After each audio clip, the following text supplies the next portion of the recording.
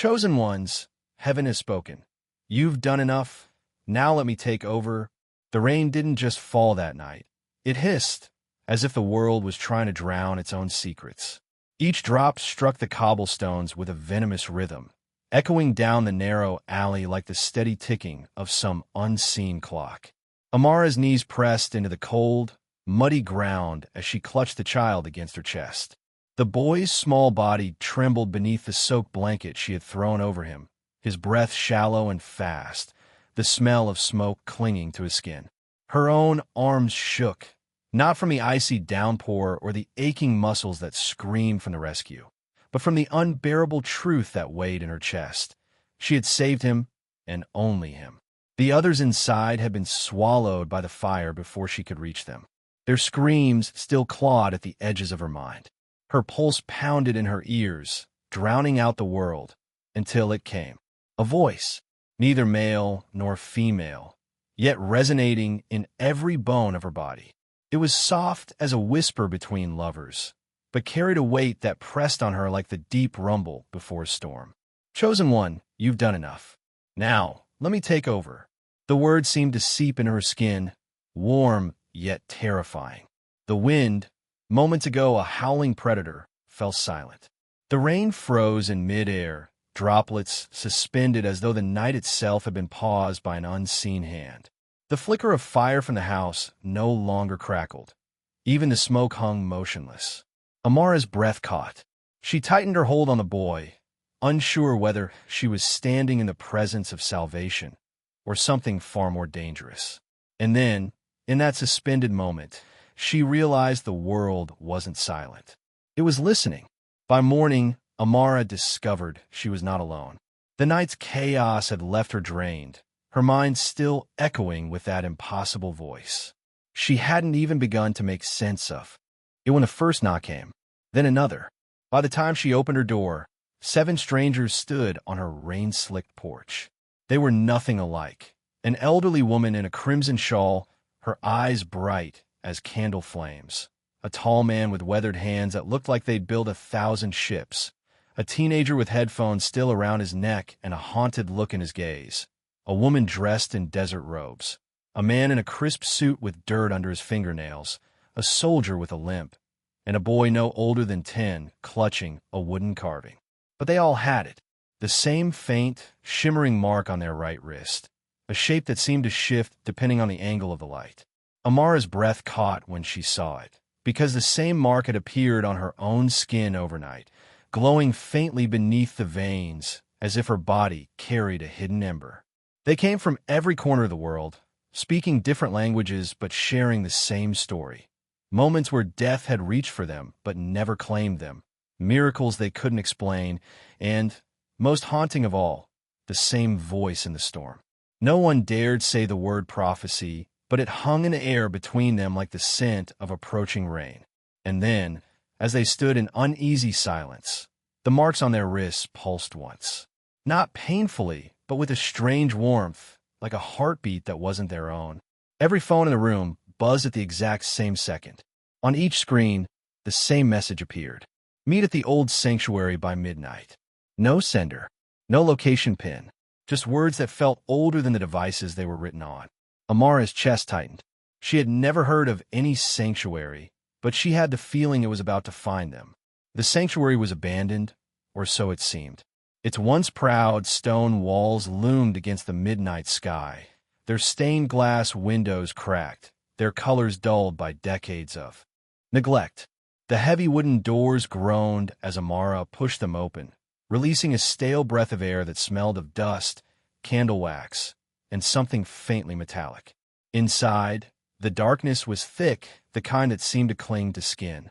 Dust coated the long, splintered pews, yet there was an odd stillness, as though the building had been waiting, not forgotten. Her eyes fell on the altar.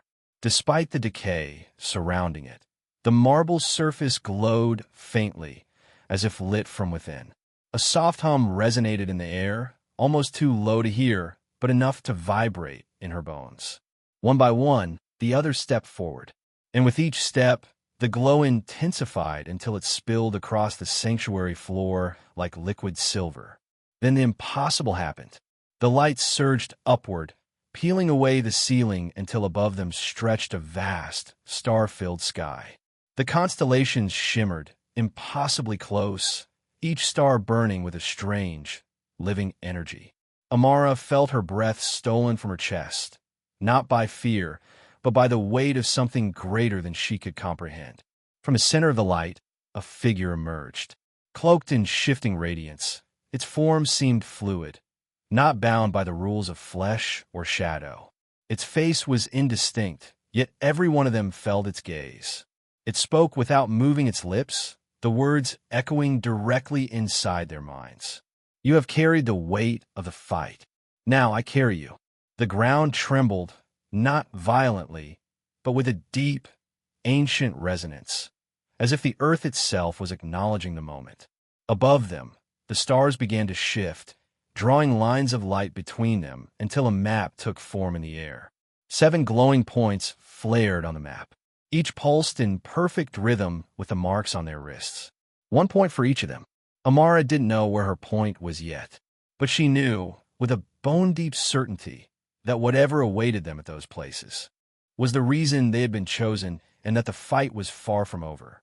For years, the chosen ones had fought, saved, and sacrificed. Action had been their instinct, their way of breathing. Danger appeared, and they met it head-on. It was what made them who they were. But now, the voice did not ask them to act. It asked them to stop. The first test came for Amara the very next evening. She had been walking alone down a narrow street, the lamps casting fractured halos through the mist. Then she heard it, a muffled cry, followed by the sound of boots scraping against wet pavement. Her body reacted before her mind did. She turned the corner and saw a woman being dragged into a dark alley, her arms thrashing, her mouth covered by a gloved hand. It was the kind of moment Amara had always leapt into without hesitation, the kind of injustice that burned in her chest until she acted. She stepped forward, but pain seared her wrist. Her mark flared violently, its glow cutting through the shadows like a wound of light. The agony was sharp, almost electrical, forcing her to stumble back against the cold brick wall. And then, she heard it again. If you trust me, you must let go. The voice was steady, almost sorrowful, as if it understood how much it was asking of her. Her breathing quickened. Her muscles screamed to move. Every instinct, every fiber of her being told her to intervene. But she stayed hidden in the shadows, her nails digging into her palms until they hurt. Tears stung her eyes, not from fear, but from the crushing weight of doing nothing when everything in her soul demanded she fight. Seconds stretched into lifetimes. Then it happened. A man stepped out of the darkness at the far end of the alley, tall, broad-shouldered, and moving with a speed that seemed almost unnatural. He grabbed the attacker, forcing him against the wall with one hand while pulling the woman to safety with the other. No words were exchanged. The stranger moved with precise, deliberate force, and when it was over, he vanished into the mist as quickly as he had appeared. Help had come without her. Amara sank against the wall, her wrist still glowing faintly, her heart torn between relief and a strange, hollow ache. For the first time, she understood this was not just a mission of action. It was a mission of surrender. At first, it was small things. A toppled ladder in a crowded marketplace righted itself before it could strike the man beneath it. A child wandered into the street, only to have a passing dog knock him clear of a speeding car. A sudden gust slammed a balcony door shut, just as lightning split the sky where the open frame had been. Each of the chosen began to notice the same pattern. Events that should have demanded their intervention were being resolved without their touch. The world seemed to move as if guided by invisible threads. Accidents unraveled before they began, and danger dissolved into safety as though reality itself was being rearranged. They started to watch for it. A thief's hand froze mid-pickpocket, his eyes suddenly glassy, before he turned and walked away as if forgetting what he meant to do. A rowboat caught in a violent current was carried ashore by a sudden, impossible shift in the tide. Storm clouds split and vanished over a coastal village, the rain falling only in the sea beyond. It was as if unseen hands, vast, deliberate, and impossibly precise, were cradling the world. And then came the second message. This time, it did not arrive by phone. It came in their minds, threading into their thoughts with a clarity sharper than speech. The enemy you fought still lingers, but it is no longer yours to face. The words left them in a strange, conflicted silence. If not theirs, then whose? That night, they gathered again in the sanctuary. The air inside was colder than before, and the glow of the altar seemed dimmer, as though conserving its strength. They tilted their heads upward, expecting the same familiar stars. Instead, the constellations shifted, bending and folding in on themselves until a new design emerged, a jagged, looping symbol none of them recognized. It pulsed faintly in the sky, each beat like a heartbeat far too slow to be human. No one spoke. Amara had the unsettling feeling that whatever that symbol meant, it was not a message from the same voice that had chosen them. They felt the enemy before they saw it. A deep chill rolled through the streets, curling around buildings and seeping into bones. Lamps flickered. Dogs howled. Even the air seemed to resist being breathed. Then the darkness came, not the soft shadow of night, but something thicker, hungrier. It moved like oil, rippling with shapes that had no true form, only suggestions of claws and eyes that weren't eyes at all. The chosen ones gathered in the square, their marks glowing in unison, weapons in hand, blades, bows, whatever they had carried in past battles. Their breathing synced without a word, hearts steady in the rhythm of warriors who had fought side by side before. But before the first step forward could be taken, the voice came. It was no gentle whisper this time. It roared, shaking the air like the tolling of 1,000 bells. Stand down. The force of it rattled windows, sent ripples through puddles at their feet. Amara felt her knees weaken under its weight. Every instinct screamed to defy it, to fight, to meet the advancing tide of shadows head-on. But the command was absolute. Her body refused to move. The darkness surged closer, tendrils stretching toward them like reaching hands. Amara braced herself for the impact, and then it happened. Light erupted. It wasn't theirs. It came from everywhere and nowhere at once, bursting into existence in a blinding wave. The shadows struck it, and shattered like glass meeting fire. The air hissed as they burned away into nothingness, leaving only the faint scent of scorched air. When the brilliance faded, the streets were empty. Not a trace of the enemy remained. In the stunned silence that followed, Amara looked down at her wrist. The mark, that strange, shimmering brand that had bound her to this destiny, was gone, faded completely, as if it had never existed. Around her, the others stared at their own bare skin, the same realization dawning. Whatever they had been chosen for, it was over. Or at least, that's what they were meant to believe. The marks were gone. Where once they had burned like brands of destiny on their skin, now there was only unbroken flesh, pale under the morning light. It was strange. For years, those marks had been their compass, their identity, their unshakable proof that they were chosen. Without them, the air felt both lighter and emptier. The fight was over, but so, it seemed, was their purpose. Or so they believed. Then, as the wind carried the scent of rain across the horizon, the voice spoke for the final time. It was not thunder now, but a soft current that seemed to move through the veins of the earth itself. The world does not need you to carry it, only to love it. The words sank deep into Amara's chest.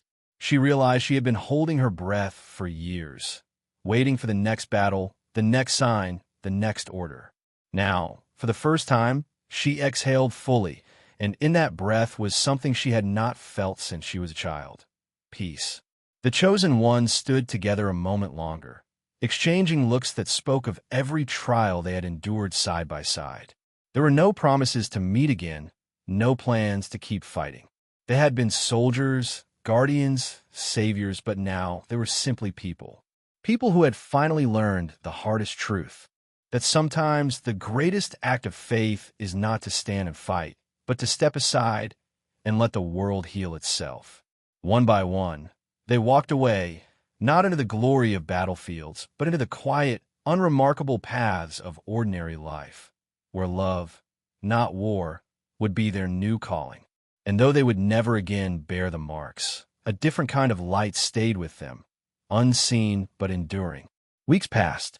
The days were ordinary in a way that felt almost alien to Amara. No mischance, no battles, no sudden bursts of divine light shattering the night.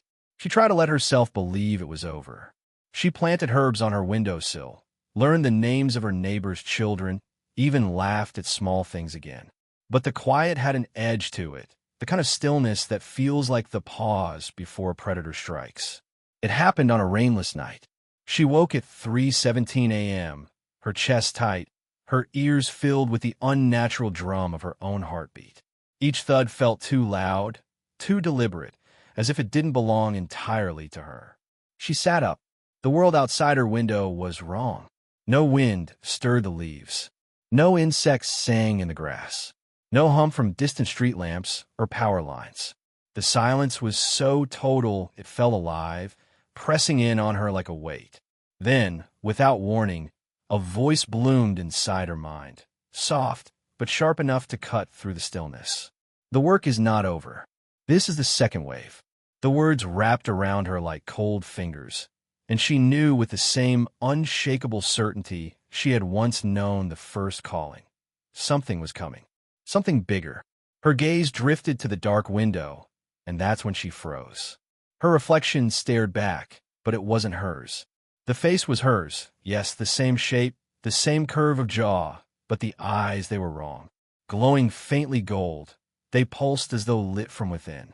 And in those eyes, deep in their impossible light, she saw storms unfurling, swirling tempests.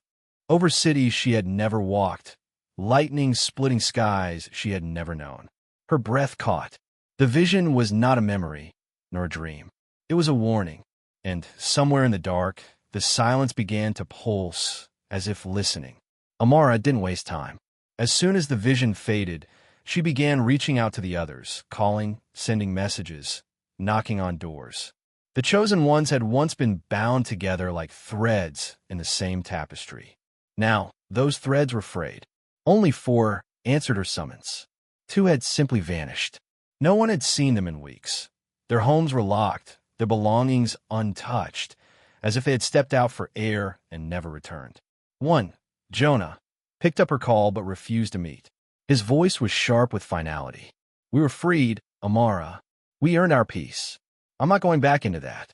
Before she could speak again, the line went dead. Still, the 4 who came followed her to the sanctuary. But the place they once knew was gone. The marble floor was cracked and darkened, as if the light that once blessed it had been ripped away. The air was heavier, damp with the smell of old stone and something faintly metallic, like dried blood. Shadows clung unnaturally to the corners, refusing to yield to the dim daylight spilling through the high windows. At the altar, the very place where heaven's light had once poured like molten gold, stood a figure. Tall, unervingly still, cloaked in shadow, so deep it seemed to swallow the space around it. Its voice came when it spoke, and the sound was wrong. Too many layers at once, like several beings speaking in imperfect unison. Heaven abandoned this world, it said, each word vibrating in the bones of their skulls. We remain. The air seemed to twist. Amara felt heat slice through her forearm, sharp and searing. She gasped, pulling back her sleeve, and her breath caught. The mark, the one that had vanished the day the war ended, the one she had thought gone forever, was back. But this time, it blazed brighter and hotter than she had ever felt it, the glow spilling across her skin in molten lines. The figure tilted its head, as if it could see the fire beneath her flesh. "You are not freed, Amara," it whispered. "You are only delayed." The voice of heaven returned, not in the booming authority that had once commanded armies of light, but softer now, frayed at the edges, almost desperate. "Chosen one, this fight is yours to choose." The words lodged in Amara's chest like a splinter of truth. She had always thought heaven was infinite, untouchable, a force that could bend mountains and scatter shadows with a single breath. But now, in the tremor beneath its tone, she heard something she had never expected. Limit. For the first time, Amara understood. The divine could not act without their will. Heaven was not a hand that moved them like pieces on a board. It was a voice that could only guide. And if they refused to move, the light would not come. Beyond the sanctuary walls, the vision returned. The storm over the cities, its black mass swallowing entire skylines. The sun blotted out until the world below was trapped in unnatural twilight. It was not just darkness that advanced. It was absence, a devouring nothingness that stripped color from stone, stole warmth from the air, and unraveled not just hope and faith, but reality itself. The others turned to her, for pairs of eyes, searching for an answer, for the spark that would tell them whether they would rise again or let the void consume all they had once bled to protect. Her pulse slowed. She remembered the weight of her sword, the sting of every wound, the crushing fatigue that had once been her constant companion. She remembered the peace she had finally found and how quickly it had been stolen. Amara stepped forward. The mark on her arm flared, molten gold racing down her veins until it reached her fingertips. Light spilled from her hands in slow, pulsing waves, warm, defiant, alive. She met the shadow's gaze across the altar, her voice steady as the glow surged brighter. Then let's finish what we started. The void recoiled, and the air split open with the sound of 1,000 unseen wings.